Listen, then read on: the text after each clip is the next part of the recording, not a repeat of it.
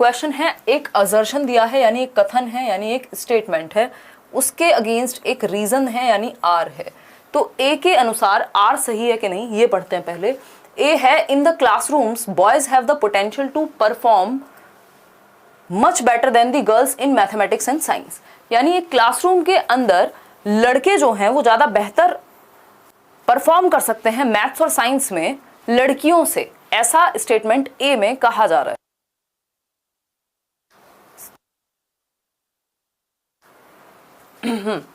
तो अगर हम बात करें, एक क्लासरूम के अंदर जो लड़के हैं वो ज्यादा बेहतर परफॉर्म करते हैं लड़कियों से, किसमें, कौन से सब्जेक्ट्स में, मैथ्स और साइंस में।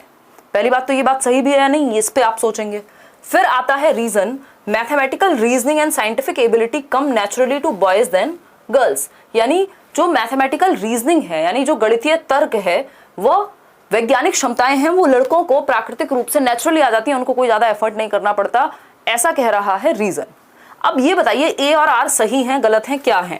Both A and R are true and R the correct explanation of A. अगर आप ये कहेंगे कि ए और आर सही है या ए सही है, इसका मतलब लड़के जो है मैथ्स में और साइंस में अच्छे होंगे लड़कियों से, दैट मीन्स आप जेंडर स्टीरियोटाइपिंग को बढ़ावा दे रहे हैं, लिंग भेदभाव को बढ़ावा दे रहे हैं, क्योंकि ये कोई फैक्ट नहीं है, है ना, ऐसा कुछ कह नहीं सकते। उसके पीछे बहुत सारे रीजन हो सकते हैं। यदि कुछ एरियाज में ऐसा होता भी है तो कि लड़कियों को अपॉर्चुनिटी कितनी मिली है, कितना, बहुत बहुत सैकड़ों रीजन हो सकते हैं। अगर ऐसा कहीं पे पाया जाता है तो इंडिविजुअल डिफरेंसेस है, ना कि ये लड़के और लड़कियों का बात है, ठीक है। तो ए ऑप्शन तो बिल्कुल गलत है, जो यहाँ पे स्टेटमेंट है वो ही गलत है।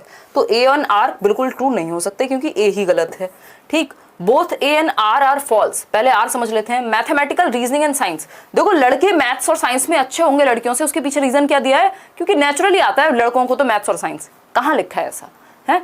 तो हम कहेंगे अगर ऐसा होता तो शकुंतला देवी इतनी बेहतर नहीं होती गणित में, या और बहुत सारे सैकड़ों एग्जांपल्स हैं। माइकल जैक्सन साइंस में अच्छे, डांस में अच्छे नहीं होते, म्यूजिक में अच्छे नहीं होते। तो ये क्या बात हो गई, ये स्टीरियोटिपिकल बात हो गई। भाई इंडिविजुअल डिफरेंसेस हैं, किसी का इंटरेस्ट किसी में भी हो सकता है, इसका लड़के और लड़कियों से काम का कोई ताल्लुक नहीं है, ना हमें जोड़ना चाहिए। तो D option is the right answer, कि ए भी गलत है और आर जो उसकी रीजनिंग है वो भी सिरे से गलत है, ठीक।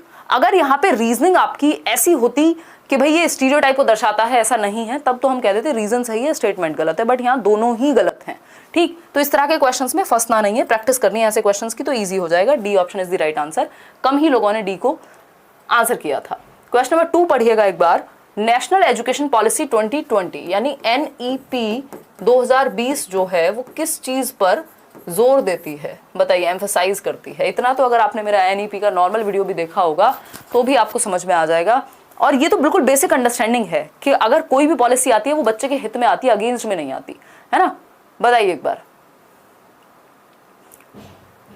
फटाफट से बताइए, फिर ही हम बढ़ेंगे आगे।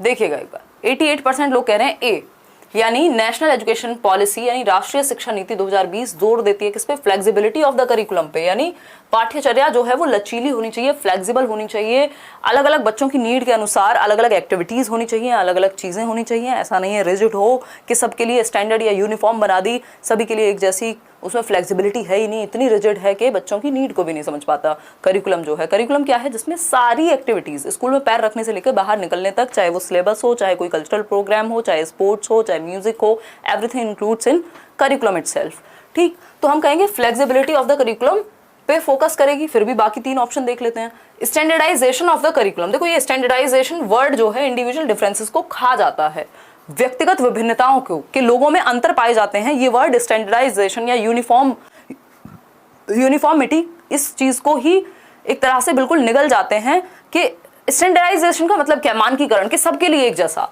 लेकिन हमें क्या है, डिफरेंशिएटेड इंस्ट्रक्शन देनी, क्योंकि बच्चे अलग अलग हैं तो फ्लेक्सिबिलिटी होनी चाहिए, अलग अलग एक्टिविटीज इंक्लूड होनी चाहिए, ना कि जस्ट कुछ ही एक्टिविटीज एक जैसी इंक्लूडेड हो। तो ये भी हट गया। डीकॉन्टेक्चुअलाइजेशन ऑफ टेक्स्ट बुक्स यानी पाठ्य पुस्तकों का गैर संदर्भीकरण। ये वर्ड ध्यान रखिएगा, जो सही वर्ड है, राइट वर्ड या पॉजिटिव वर्ड, वो है कॉन्टेक्चुअलाइजेशन यानी संदर्भीकरण। जिस चीज को आप पढ़ा रहे हैं उसके संदर्भ से जोड़ लीजिए। अगर आप फसल के बारे में पढ़ा रहे हैं तो जो बच्चा जिसके घर में फसल उगती है या जिसने आसपास देखी है वो वाला एग्जांपल दीजिए, है ना। कॉन्टेक्स्ट से जोड़िए, किताबें कॉन्टेक्स्ट से जोड़नी चाहिए। डीकॉन्टेक्चुअलाइज्ड होते ही वो चाइल्ड सेंटर्ड नहीं रहेंगी। रोट मेमोराइजेशन तो रटना तो कभी अच्छा होता ही नहीं है। तो तीनों ही ऑप्शन गलत हो जाते हैं, एक ही ऑप्शन सही है जो कि है ए ऑप्शन। आप लोग उत्तर दे भी रहे हैं। आगे बढ़ेंगे नेक्स्ट क्वेश्चन पे। Question number 3।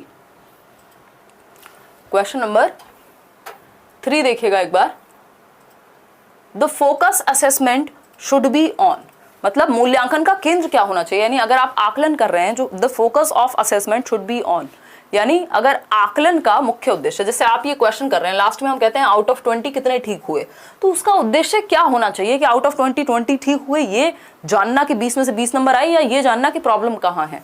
देखिए एक बार, पहला ऑप्शन है reflecting what all the learners can not do, यानी जो आकलन का उद्देश्य है, जो टेस्ट का उद्देश्य है, जो मूल्यांकन का उद्देश्य है, वो ये है कि बच्चा क्या नहीं कर सकता।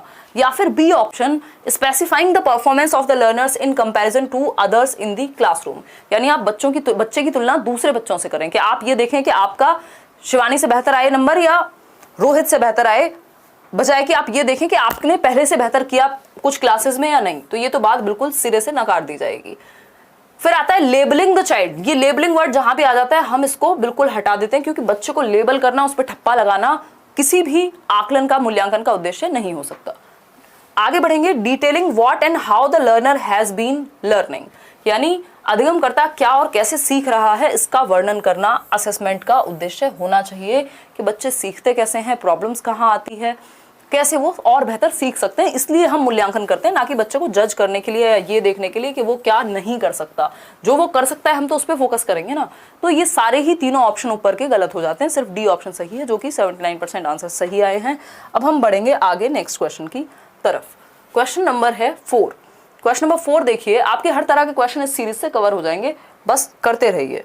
क्वेश्चन नंबर 4 है, which of the following characterize a socio constructivist classroom that caters to the needs of individual children, यानी निम्नलिखित में से कौन सा विकल्प एक सामाजिक रचनावादी कक्षा कक्ष में जिसमें बच्चों की व्यक्तिगत जरूरतों का ध्यान रखा जाता है की व्याख्या करता है। सोशियो कंस्ट्रक्टिविस्ट समझ रहे हैं, वाइगॉस्की जो हैं जो कि सामाजिक रचनावादी हैं। कंस्ट्रक्टिविस्ट या कंस्ट्रक्शन का मतलब क्या है, कुछ बनना, यानी रचना करना किसी चीज की, तो समाज के माध्यम से रचना करना, यानी ग्रुप्स में सीखना, एक्टिवली सीखना, मतलब जहां लोग इन्वॉल्व हैं और साथ में एक्टिविटी हो रही हो, उसको हम कहेंगे सोशियो कंस्ट्रक्टिविस्ट, सामाजिक रचनावादी। यानी समाज यानी लोग इन्वॉल्व हैं, बच्चे इन्वॉल्व हैं, कई सारे, 2 या 2 से अधिक, और एक्टिविटी कर रहे हैं, सक्रिय हैं। तो सिंपल समझ जाइए, ऑप्शन जो है वो सोशियो कंस्ट्रक्टिविस्ट के पास होगा। फिक्स्ड सीटिंग अरेंजमेंट, अब फिक्स्ड कुछ भी होता है तो वो अच्छा नहीं होता बच्चे के लिए, फ्लेक्सिबिलिटी होती है सही।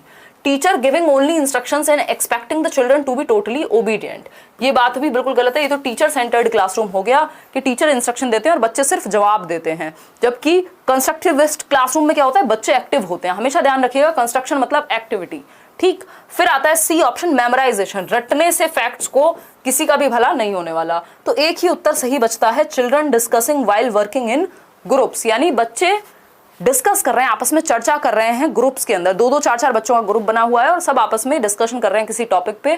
तो क्या हुआ, एक तो सोशियो कंस्ट्रक्टिविस्ट यानी बच्चे समूह में सीख रहे हैं, कोऑपरेट करके सीख रहे हैं और कंस्ट्रक्शन कर रहे हैं, एक्टिव हैं। तो सोसाइटी यानी ग्रुप, 2 या 2 से अधिक लोग plus activity is socio constructivism. Clear है बात, D option is the right answer, आप लोग दे भी सही रहे। आगे बढ़ेंगे क्वेश्चन नंबर 5 पर।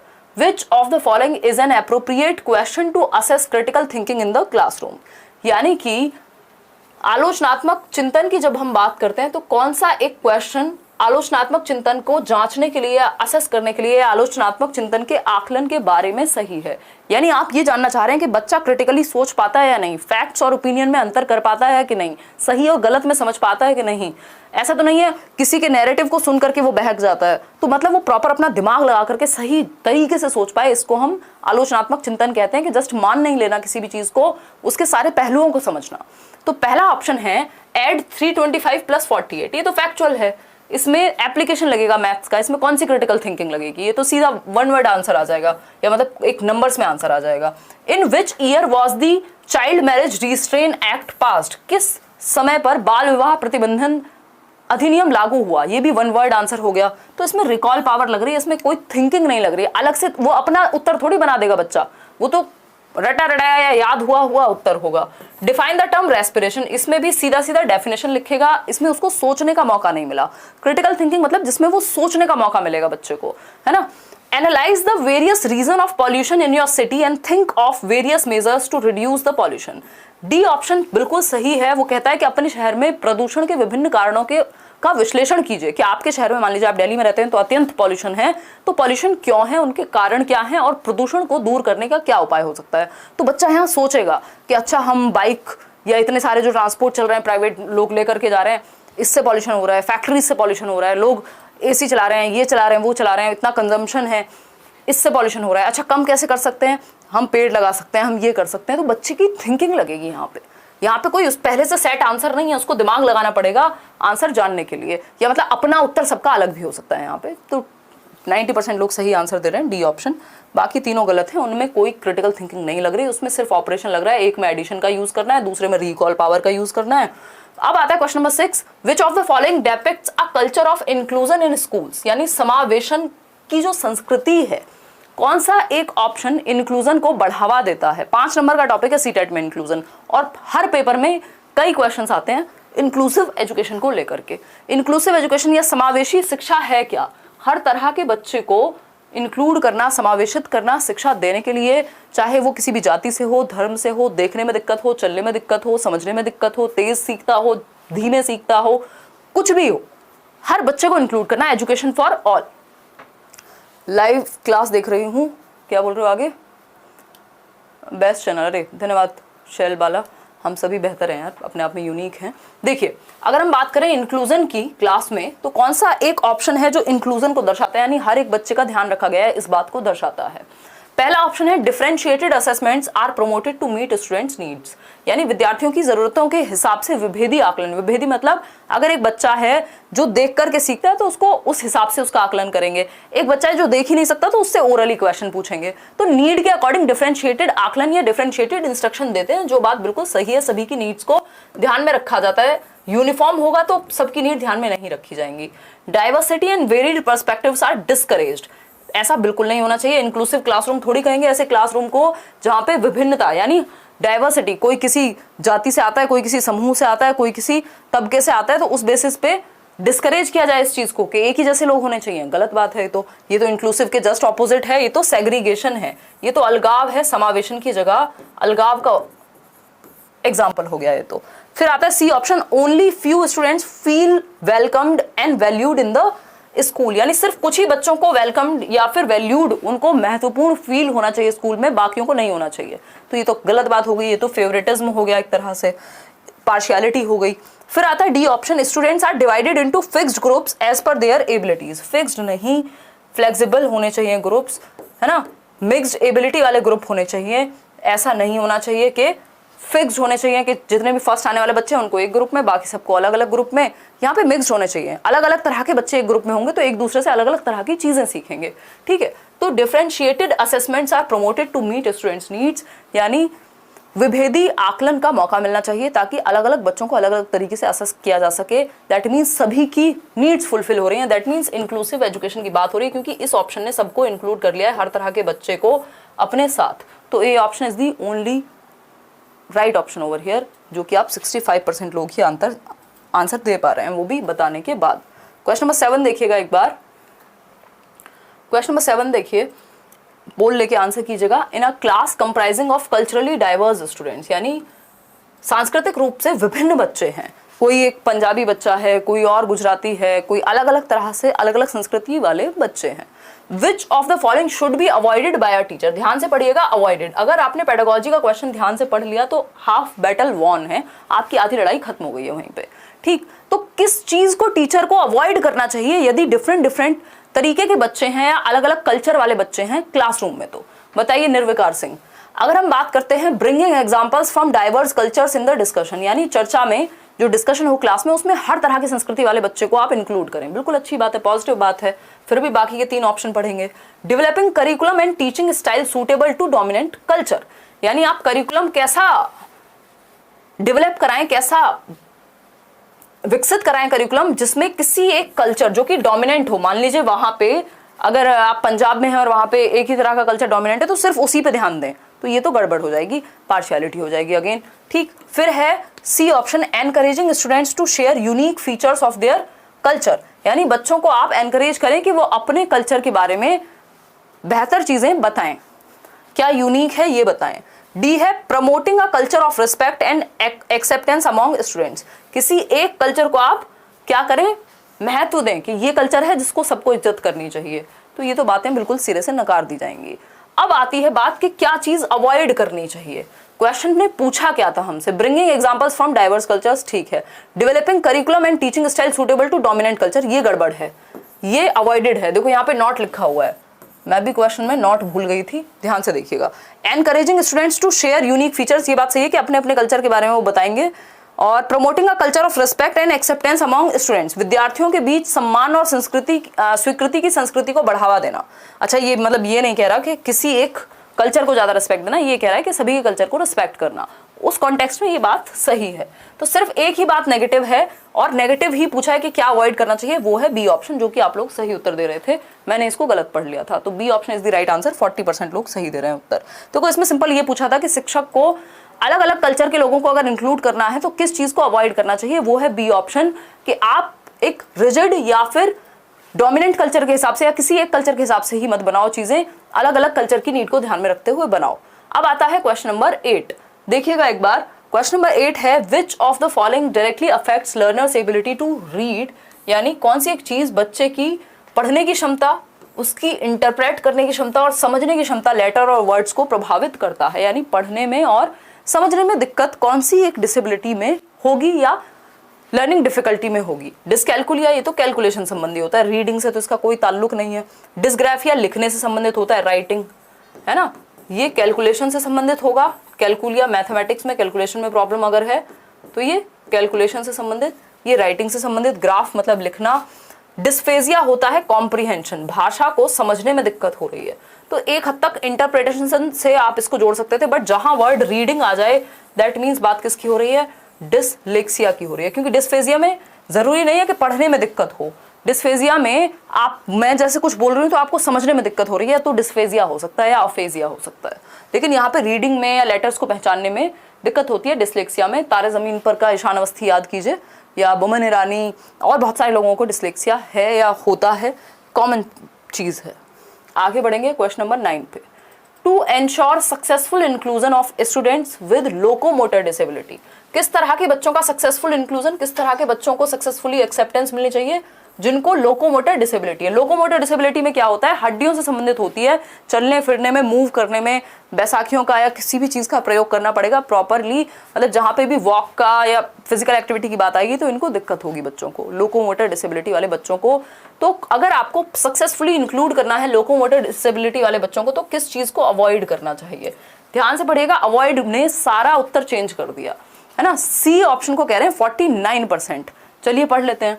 Allocating classrooms, library and labs on the top floor, यार ऐसा बच्चा जिसको चलने फिरने में दिक्कत है, जो बैसाखी का यूज करता है, जिसकी हड्डियों में या जोड़ों में प्रॉब्लम है, उसको टॉप फ्लोर पे अगर क्लास दे दोगे तो उसको तो आप प्रताड़ित कर रहे हो, एक्सप्लॉइट कर रहे हो, आप बच्चों को कहाँ इंक्लूड कर रहे हो। तो इस चीज को तो अवॉइड किया जाना चाहिए कि बच्चे को जिसको चलने फिरने में दिक्कत है उसको आप टॉप फ्लोर पे दे दें रूम, तो प्रॉब्लम हो जाएगी उसके लिए, है ना। Levelling of all areas of school with ramps and lifts, ये बात सही है कि आप सभी विद्यालयों के जो भी आपके एरियाज हैं उनको लेवल कर दें। लेवल मतलब सारे बराबरी एक्सेस करने में इजी रहें, मतलब अगर बच्चे को लैब जाना है तो भी उसके पास लिफ्ट या रैंप का इस्तेमाल किया जा सकता है। जो नॉर्मल बच्चा है वो भी दौड़ के चला जाएगा, जो व्हील चेयर वाला बच्चा है वो भी चला जाएगा, जो बैसाखी वाला बच्चा है वो भी चला जाएगा, ठीक। तो ये बात तो होनी चाहिए, अच्छी बात है। Making adaptations as per students requirements, बच्चे की जैसी नीड हो उसके हिसाब से अडेप्टेशन स्कूल में या बिल्डिंग में या सिस्टम में होनी चाहिए। क्यों?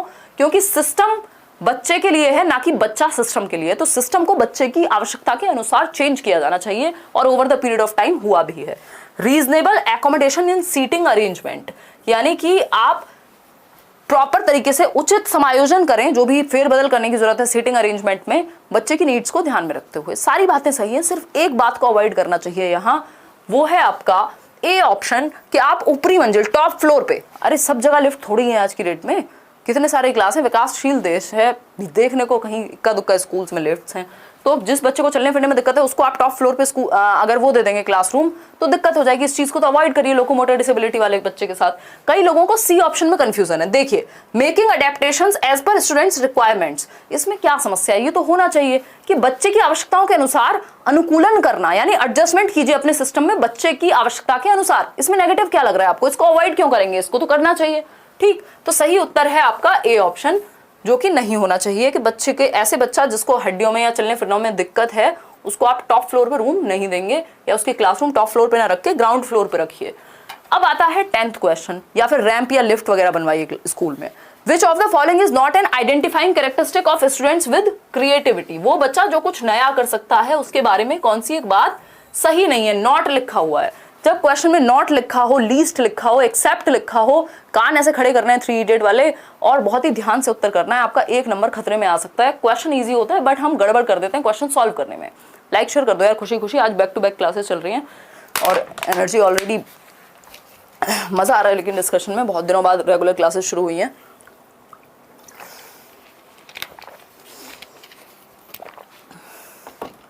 देखिएगा एक बार, अगर हम बात करते हैं क्रिएटिविटी यानी कुछ नया करने की क्षमता, तो कौन सी एक चीज नहीं होनी चाहिए? हायर ऑर्डर प्रॉब्लम सॉल्विंग, ठीक है।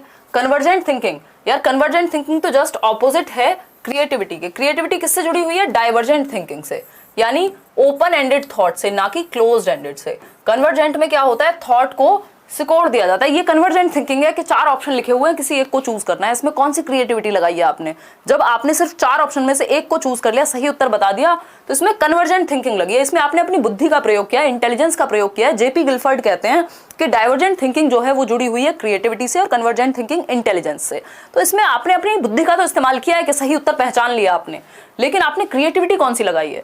क्रिएटिविटी का मतलब है कुछ नया करना, तो वो तो हुआ नहीं है यहाँ, ठीक। तो कन्वर्जेंट थिंकिंग क्रिएटिविटी से बिल्कुल भी संबंधित नहीं है, यानी नॉट वाला जो उत्तर है इसी के साथ जाएगा। फिर भी सी ऑप्शन देखते हैं, नोवल इनोवेशन यानी नवाचारी प्रयोग, कुछ नया, कुछ अनूठा, कुछ यूनिक, बिल्कुल सही बात है। ऐसा इनोवेशन आएगा क्रिएटिविटी में, ये तो होना चाहिए, नॉट क्यों लगाएंगे?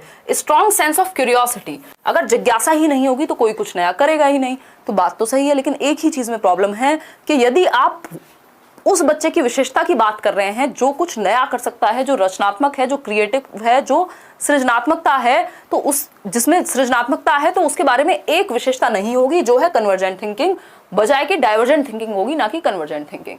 तो B option is the right answer. आगे बढ़ेंगे नेक्स्ट क्वेश्चन पे। क्वेश्चन नंबर है अपना 11। देखिएगा एक बार, अगर हम बात करते हैं 11 की, in order to facilitate long term remembrance of a particular content which of the following strategy should be avoided by a teacher. यानी अगर आप चाहते हैं कि बच्चे को लॉन्ग टर्म में, जीवन पर्यंत जो आपने समझा दिया है वो चीज याद रहे, दिमाग में रहे उसके, तो किस चीज को अवॉइड करना चाहिए एज अ गुड टीचर कि वो भूले ना चीजें, किस चीज को नहीं करेंगे हम? अप्लाइंग निमोनिक्स, निमोनिक्स तो याद करने में सहायता देते हैं, इसीलिए तो मैं बहुत सारी थियरीज में निमोनिक्स यूज कराती हूँ ना, है ना। जैसे आज भी हम जब बेंड्यूरा की थियरी पढ़ रहे थे बैचेस में, तो मैंने कहा था ARPR से याद रखना है, या यूट्यूब पे भी जिन्होंने पढ़ी होगी तो ARPR में बहुत निमोनिक्स का प्रयोग करती हूँ, आप देखते होंगे अलग अलग थियरी में, क्योंकि इतनी थियरीज हैं कैसे याद रखोगे। SPF किससे संबंधित है? SPCF प्याजे से संबंधित है, तो ये निमोनिक है। S for sensory motor, P for pre operational, C for concrete operational, F for formal operational. यहाँ अटेंशन, रिटेंशन, प्रोडक्शन और रीइंफोर्समेंट, तो ये निमोनिक्स हैं, याद रखने में हेल्प होती है निमोनिक्स से। जब भी आप इस तरह के निमोनिक्स बना लेते हैं तो ये लॉन्ग टर्म में चीजें याद रह पाती हैं, तो ये बात तो सही है, इसको अवॉइड क्यों करेंगे? मेकिंग ऑर्गेनाइजेशनल चार्ट्स, हाँ ऑर्गेनाइजेशनल चार्ट, अगर आप फ्लो चार्ट वगैरह बना रहे हैं तो वो भी इजी बना देता है चीजों को हमेशा याद रखने के लिए या लॉन्ग टर्म में याद रखने के लिए। फिर आता है प्रेजेंटेड डिसजॉइंटेड वर्ड्स। देखो जैसे ही डिसकनेक्टेड चंक आए या डिसजॉइंटेड वर्ड आए या फिर डीकॉन्टेक्चुअलाइजेशन की बात हो, दैट मीन्स रट्टे की बात हो रही है। अगर आप डिसजॉइंटेड वर्ड्स को, यानी जिनका आपस में कोई कनेक्शन ही नहीं है, उनको प्रेजेंट करेंगे तो वो कहाँ से याद रहेंगे? जो रियल मीनिंग जिससे कनेक्ट ही नहीं हो पा रहा, मतलब रट्टा लगा है, ठीक। तो C option is the right answer, क्योंकि इस चीज को अवॉइड करेंगे कि हम डिसजॉइंटेड कनेक्ट या डिसकनेक्टेड वर्ड्स को, डिसकनेक्टेड चंक्स को जोड़ें, ये अवॉइड किया जाएगा। इमेजरी का यूज करना चाहिए, पिक्चर्स का यूज करना चाहिए। पिक्चर्स के साथ यदि हम किसी चीज को एसोसिएट कर देते हैं, मैंने जिन थियरीज में आपको प्याजे की, वाइगॉस्की की पिक्चर्स दिखाई है, आपके दिमाग में बैठ गई होंगी। तो इमेजेस का यूज करना है, निमोनिक का यूज करना है, ऑर्गेनाइजेशनल चार्ट्स का यूज करना है, बट डिसजॉइंटेड वर्ड्स का यूज करना कोई भी अच्छा तरीका नहीं है हमेशा याद रखवाने के लिए, क्योंकि ये कनेक्टेड ही नहीं है आपस में। तो C option is the right answer. आगे बढ़ेंगे क्वेश्चन नंबर 12 पे, पोल लेकर के जवाब दीजिएगा। क्वेश्चन नंबर 12 है, students learn better when material to be learned is, यानी बच्चे बेहतर तब सीखते हैं जब जो मटेरियल है, यानी जो सिखाया जाने वाली सामग्री है, वो कॉम्प्लेक्स एंड एक्सटेंसिव हो। जटिल नहीं, सिंपल टू कॉम्प्लेक्स की बात करते हैं, तो कॉम्प्लेक्स एंड एक्सटेंसिव गलत हो गया यहाँ पे आंसर। एक बार को व्यापक थोड़ा बहुत सोच सकते थे, बट शुरुआत से व्यापक नहीं होना चाहिए, सिंपल टू कॉम्प्लेक्स होना चाहिए। यहाँ इन्होंने कॉम्प्लेक्स और एक्सटेंसिव बड़ा सा पहले ही दे दिया, जो कि गलत बात है। मैम मजा आ जाता है आपकी क्लास लेने से, बहुत बढ़िया सोनिया चौधरी, अभी तो धीरे धीरे एनर्जी बढ़ेगी। चलिए देखिए, कनेक्टेड विद एग्जिस्टिंग नॉलेज, ये बात सही है। एग्जिस्टिंग नॉलेज का मतलब क्या है? प्रीवियस नॉलेज से कनेक्ट करना। जो बच्चे को पहले से आता है उससे आपने कर दिया कनेक्ट, पूर्व ज्ञान से जोड़ दिया। इससे बेहतर और क्या होगा भाई? जो वो जानता है, नोन टू अननोन का प्रिंसिपल कहते हैं इसको, नोन टू अननोन, ज्ञात से अज्ञात, नोन टू अननोन।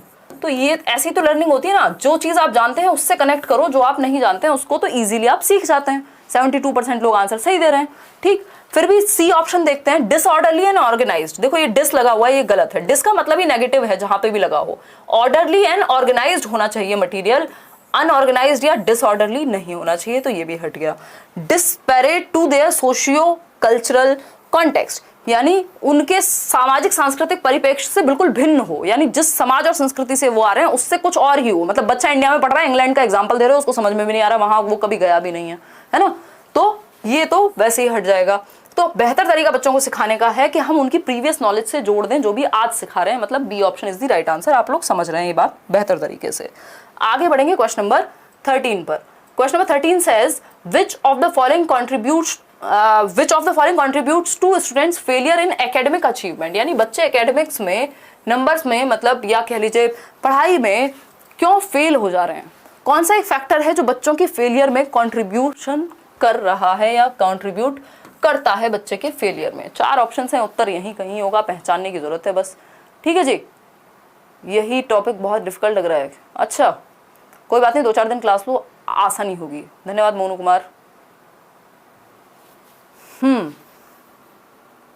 अच्छा जी अंकित, क्या कह रहे हो मैम, आप डेली क्लास क्यों नहीं लेते हो यूट्यूब पर? डेली कर तो दी मास्टर गेमिंग, अभी यूट्यूब छोड़ो, मेरी कहीं भी नहीं हो पा रही थी, कुछ चीज़ों में बिजी थी मैं, और कर दी अब तो डेली, मंडे टू फ्राइडे। कल छुट्टी रखेंगे, मेरी भी तबीयत थोड़ी सी डाउन चल रही है और भी बहुत सारी चीज़ें निपटानी है, तो मंडे टू फ्राइडे तो आपकी ऑलमोस्ट कंटिन्यू कर ही दी है। कोई रीज़न होगा, कोई स्पेसिफिक तो ही छुट्टी करेंगे, नहीं तो छुट्टी नहीं करेंगे। अब बहुत मज़ा आ रहा है डिस्कशन में। Which of the following contributions to students failure in academic achievements, कौन सा एक रीज़न हो सकता है फेल होने का?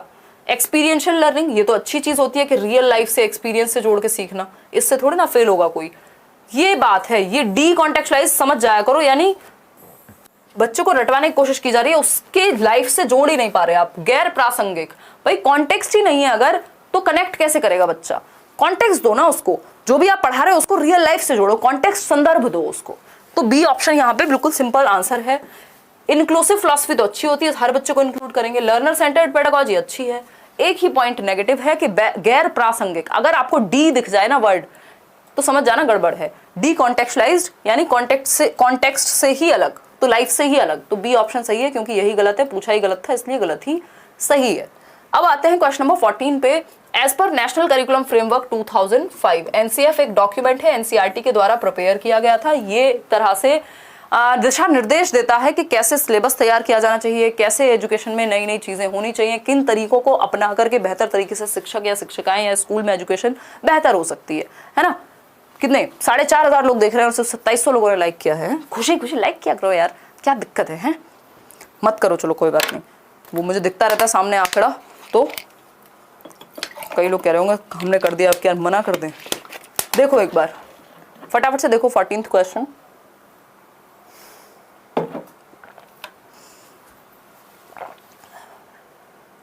एनसीएफ के बारे में बात हो रही है। एनसीएफ के अकॉर्डिंग बच्चे क्या हैं? पैसिव हैं। बच्चा कभी भी पैसिव किसी भी पॉलिसी के अनुसार नहीं हो सकता। बच्चा हमेशा एक्टिव होगा, निष्क्रिय नहीं होता, बच्चा सक्रिय होता है। ठीक है। Don't have the capacity to regulate their learning, बच्चे में क्षमता नहीं है, ये बात हम कभी नहीं कहेंगे। बेसिकली बच्चे के पक्ष में हम रहते हैं, ना कि विपक्ष में, कि बच्चे में क्षमता नहीं है। बच्चे में कमियां नहीं ढूंढते हम, सिस्टम में कमियां ढूंढते हैं, अपने तरीके में कमियां ढूंढते हैं। Learn best through rote memorisation, रट्टे से कौन सीखता है? ये पुराने जमाने की बातें हो गई। प्ले एक्टिव, इवन पुराने जमाने में भी बेहतर लर्निंग होती थी एक टाइम पे।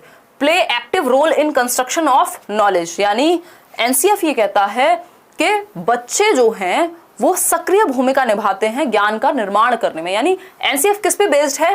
कंस्ट्रक्टिविस्ट फिलॉसफी पे बेस्ड है, या कंस्ट्रक्टिविज्म स्कूल ऑफ साइकोलॉजी पे बेस्ड है, रचनावाद पे बेस्ड है। पियाजे वाइगोस्की के थॉट को ये सपोर्ट करेगा कि बच्चा एक्टिवली नॉलेज को बिल्ड करता है। तो डी ऑप्शन सही है, जिसमें बच्चा एक्टिव, वो बेस्ट ऑप्शन, आंसर वही हो जाएगा। क्वेश्चन नंबर 15 देखिए। In order to teach a concept a teacher should avoid using, यानी किसी एक संप्रत्यय को, किसी एक कॉन्सेप्ट को पढ़ाने के लिए टीचर को किन चीजों को अवॉइड करना चाहिए ताकि वो बेहतर सिखा पाए। अवॉइड किसको करना चाहिए। देखो ये ना लैंग्वेज से खेल रहे हैं इस बार क्वेश्चंस में, इतनी बेसिक सी बात है, यहाँ नॉट लिख देते तो आपको इजी लग जाता, अवॉइड लिख दिया तो आपको लग रहा है पता नहीं क्या कह रहे हैं। ठीक, तो एक संप्रत्यय को पढ़ाने के लिए एक शिक्षक को निम्नलिखित में से किसके प्रयोग से बचना चाहिए, यानी किसको अवॉइड करना है या किसको यूज नहीं करना है या एक्सेप्ट कहेंगे। Exemplars related to the concept, यानी संप्रत्यय से संबंधित उदाहरण, ये तो सबको देने चाहिए, क्या दिक्कत है, बच्चे को क्लियरली समझ में आ जाएगा। Instances discrete to the concept, यानी कि संप्रत्यय से अलग थलग उदाहरण देना। भाई टॉपिक कुछ पढ़ा रहे हैं, बात किसी और बात की कर रहे हैं, कहां से समझ में आएगा। तो डिस्क्रीट नहीं होना चाहिए, कनेक्टेड होना चाहिए कॉन्सेप्ट से। Non exemplars related to the concept, देखो नॉन एग्जाम्पलर्स अच्छे होते हैं, ये इनडायरेक्टली हिंट देते हैं या बेहतर तरीके से समझने में मदद करते हैं चीजों को। ठीक है, अगर हम बात करते हैं डी की, prototypes prevalent in their culture, यानी जो चीजें चली आ रही हैं पहले से, जो भी चीजें उनके कल्चर में होती आ रही हैं उन पे बात करना क्या बुरी बात है ना। लेकिन बी ऑप्शन गलत है कि डिस्क्रीट डिस्कनेक्टेड, अगर हम कॉन्सेप्ट से रिलेटेड चीजें ही नहीं बताएंगे तो प्रॉब्लम है। तो B option is the right answer over here. आगे बढ़ेंगे क्वेश्चन नंबर 16 पे। नॉलेज और awareness of self as knower depicts, यानी कि स्वयं के ज्ञाता होने का ज्ञान या जागरूकता क्या दर्शाती है, मतलब you are aware about yourself या you are knower of yourself एक तरह से, तो ये क्या दर्शाता है, मेटाकॉग्निशन, मिसकंसेप्शन, निमोनिक या मोटिवेशन। अगर आपको इसका आंसर नहीं भी पता था तो आप आसानी से ढूंढ सकते थे। भाई हमें पता है मिसकंसेप्शन होता है कि भ्रांति हो जाना, अब भ्रांति की तो बात ही नहीं हो रही, यहाँ तो बात हो रही है नॉलेज और अवेयरनेस खुद के ही बारे में, तो भ्रांति कहाँ से हो गई। निमोनिक होता है चीजों को याद रखने का शॉर्ट तरीका, वो कहीं बात नहीं हो रही। मोटिवेशन की बात ही नहीं हो रही, बात हो रही है खुद को बेहतर जानने की। That means awareness of the awareness, जिसको मेटाकॉग्निशन, अधिसंज्ञान या परासंज्ञान कहते हैं। That means A option is the only right answer over here. 38% लोग कह रहे हैं ए और 38 ही कह रहे हैं डी। डी क्यों कह रहे हो, मोटिवेशन का क्या संबंध है इसमें, नॉलेज और awareness of self as knower, कि मतलब आप अवेयर हैं, आप जागरूक हैं अपने ज्ञान के बारे में या खुद के बारे में, यानी आपके अंदर अवेयरनेस ऑफ द अवेयरनेस है, थिंकिंग अबाउट थिंकिंग आप कर लेते हैं, तो इसको मेटाकॉग्निशन कहते हैं कि आप अवेयर हैं अपनी अवेयरनेस के प्रति भी। क्वेश्चन नंबर 17 देखिए, आइडेंटिफाइंग द डिफिकल्टी, क्वेश्चन है identifying the difficulty, setting the goal, exploring possible solutions and consequences, acting accordingly and evaluate the outcomes are important steps involve in the process of, यानी कठिनाई की पहचान करना, यानी difficulty आ कहां रही है, समस्या कहां आ रही है किसी समस्या या किसी भी चीज को सॉल्व करते समय। लक्ष्य निर्धारण, गोल क्या है, संभावित समाधान क्या हो सकता है, हाइपोथेसिस क्या हो सकती है, ठीक है, तदनुसार कार्य करना, मतलब इन सब चीजों का ध्यान रखते हुए तब आप किसी प्रॉब्लम का अगर सॉल्यूशन ढूंढ रहे हैं, आप इवैल्यूएट कर रहे हैं अकॉर्डिंगली, आप सोच रहे हैं, तो इसको क्या कहेंगे, इमिटेशन कहेंगे, नकल करना थोड़ी है ये, एट्रीब्यूशन कहेंगे इसको कि आरोपित कर रहे हैं आप किसी पे कोई चीज, नहीं। फिर है प्रॉब्लम सॉल्विंग, हाँ समस्या समाधान में ऐसा होता है कि आप पहले प्रॉब्लम को आइडेंटिफाई करते हैं, समस्या को पहचानते हैं, उसके अनुसार फिर सॉल्यूशन ढूंढते हैं। पैसिव तो यहाँ कोई है ही नहीं, इतनी सारी चीजें जो इवैल्यूएट करेगा, जो कॉन्सिक्वेंसेस के बारे में सोचेगा, जो सॉल्यूशन के बारे में सोचेगा, जो गोल सेट करेगा, जो डिफिकल्टी के बारे में सोचेगा, वो पैसिव कैसे हो सकता है, ये तो एक्टिव होगा। तो ये समस्या समाधान का ही हिस्सा है, ये जो पूरा स्टेटमेंट था। क्वेश्चन नंबर 18 देखिए, लास्ट 3 क्वेश्चंस बचे हैं आपके। एक स्टेटमेंट है exploring and discussing misconception in meaningful and teaching learning process, यानी जो भी मिसकंसेप्शन होते हैं या ऑल्टरनेटिव कंसेप्शन होते हैं या भ्रांतियां होती हैं शिक्षण अधिगम प्रक्रिया में, उनको एक्सप्लोर करना चाहिए, उनको डिस्कस किया जाना चाहिए कि ये समस्याएं हैं, ये भ्रांतियां हैं। ठीक, फिर आता है रीजन, इसका रीजन क्या है, क्यों करना चाहिए डिस्कस, जो भी भ्रांतियां या ऑल्टरनेटिव कंसेप्शन या मिसकंसेप्शन है उनको क्यों डिस्कस करना चाहिए। तो रीजन दिया है, it gives students opportunities to think about the misconception and it is helpful in leading deeper investigation. ऐसा इसलिए किया जाना चाहिए, इनको डिस्कस इसलिए किया जाना चाहिए, इससे क्या होगा, बच्चों को मौका मिलेगा सोचने का कि क्या रीजंस हैं जिनकी वजह से भ्रांतियां पैदा हो गई हैं। अगर एक बच्चे को लगता है कि जब ट्रेन चलती है तो पेड़ भी साथ साथ चलते हैं, तो जब आप इस चीज को डिस्कस कराएंगे, इस मिसकंसेप्शन को, तो बच्चे को सोचने का मौका मिलेगा कि उसके मिसकंसेप्शन के पीछे रीजन क्या है ना, और वो डीप इन्वेस्टिगेशन कर पाएगा अपनी इस गलतफहमी के पीछे। दैट मीन्स दोनों ही बातें सही हैं, जो कि 79% लोग आंसर कर रहे हैं, ए भी सही है और आर भी सही है, और आर करेक्टली एक्सप्लेन करता है ए को। ठीक है, आसान क्वेश्चन है, इस तरह के क्वेश्चन को जितना प्रैक्टिस करेंगे उतना इजी होते जाएंगे करना। ठीक, आगे बढ़ेंगे नेक्स्ट क्वेश्चन पे। नेक्स्ट क्वेश्चन देख लेते हैं भाई, क्वेश्चन नंबर 19। 20 क्वेश्चन टोटल करने वाले हैं। एक्चुअली पेडागोजी के 20 क्वेश्चन भी अगर प्रॉपर एक्सप्लेनेशन के साथ किए जाए ना तो दिमाग लगता है अच्छा खासा। Students are likely to feel boredom when, बच्चे बोर्डम कब महसूस करेंगे, कब वो बोरियत महसूस करेंगे? जब एक्टिविटी को वैल्यू नहीं की जाएगी, यानी गतिविधि को महत्व नहीं दिया जाएगा, दैट मीन्स उनको पैसिव रखा जाएगा। कह सकते हैं एक्टिविटी इज वैल्यूड, जहां एक्टिविटी को वैल्यू की जाएगी वहां बोर क्यों होंगे, वो तो एक्टिव रहेंगे। सक्सेस इज अचीव्ड, अगर सक्सेस मिल रही होगी तो कोई भी बोर क्यों होगा, मोटिवेटेड होगा। सक्सेस इज डिजायर्ड, जहां पे सक्सेस वो चाह रहे होंगे, सारी बातें ठीक है। लेकिन प्रॉब्लम कहाँ है, बोर कब होंगे, जब एक्टिविटी को वैल्यू ही ना किया जाए, बच्चों को बस बिठा करके रखा जाए, उनको कोई एक्टिविटी करने ही ना दी जाए, है ना। यानी पैसिव होने पे, निष्क्रिय होने पे फोकस है, बच्चों को एक्टिविटी का मौका ही नहीं दे पा रहे हैं आप। तो A option is the right answer. 86% लोग आंसर दे भी रहे हैं सही सही। आगे बढ़ते हैं आज के आखिरी सवाल पे। क्वेश्चन नंबर है 20th, which of the following is an inappropriate way of using feedback as a motivator, यानी कौन सा एक तरीका इनएप्रोप्रिएट है, यानी उचित नहीं है फीडबैक देने के लिए बच्चे को, जिस फीडबैक से वो मोटिवेटेड फील करे। यानी कौन सा एक तरीका बच्चे को मोटिवेट नहीं करेगा, यदि आप किस एक तरीके से फीडबैक देते हैं तो बच्चा मोटिवेटेड होने की बजाय डीमोटिवेट हो जाएगा। तो feedback concentrated on the ability of the student, यानी बच्चे की क्षमता पर केंद्रित प्रतिपुष्टि जो है वो उसको क्या करेगी, हतोत्साहित करेगी। बाकी ऑप्शंस देख लेते हैं। Feedback focused on the process of an activity, किसी एक एक्टिविटी पे फोकस्ड अगर फीडबैक दे रहे हैं तो बच्चा बेहतर सीख पाएगा। हाँ, कह सकते हैं इस बात को भी। फिर क्या आएगा नेक्स्ट, ये कौन शायर बन रहा है यहाँ पे, गौरव गौतम कह रहे हैं उसी जगह पर जहाँ कई रास्ते मिलेंगे, पलट के आए तो हम तुम्हें पहले वहीं मिलेंगे। अच्छा, ये तो तहजीब हफी है। पढ़ाई पे ध्यान लगा लो, संडे को क्या करो, ऐसी बातें हैं, सारी आशिकी निकल जाएगी पढ़ाई ठीक से नहीं होगी तो। मैम नोट्स PDF हिंदी में कैसे मिलेंगे, कौन से वाले दीपक? देखिए, feedback focused on the process of an activity, गतिविधि की प्रक्रिया पर। हाँ, बिल्कुल सही बात है। फीडबैक, जो एक्टिविटी चल रही है उसके बेसिस पे फीडबैक देना, मान लो किसी एक्टिविटी या एक्सपेरिमेंट करा रहे हो बच्चे को तो उसके बेसिस पे फीडबैक दे सकते हो। ठीक है जी बात। फिर आती है बात यहाँ पे feedback in descriptive style related to students work, यानी आप प्रॉपर डिस्क्राइब कर रहे हो बच्चे के वर्क के अनुसार फीडबैक दे रहे हो उसको। Feedback without referring to comparisons with other students, आप दूसरे बच्चों से कंपैरिजन नहीं कर रहे हो, उसकी एक्टिविटी बेस्ड फीडबैक दे रहे हो। तीनों बातें सही हैं, सिर्फ एक बात गलत है यहाँ पे, जो कि है हमारी ए ऑप्शन, कि फीडबैक किसके बेसिस पे, बच्चे की क्षमता के बेसिस पे, कि तुम्हारे बस का है कि तुम्हारे बस का नहीं है, अरे ये तो तुमसे होगा ही नहीं, इस तरह के फीडबैक देना नेगेटिव है, इनएप्रोप्रिएट है, उचित नहीं है।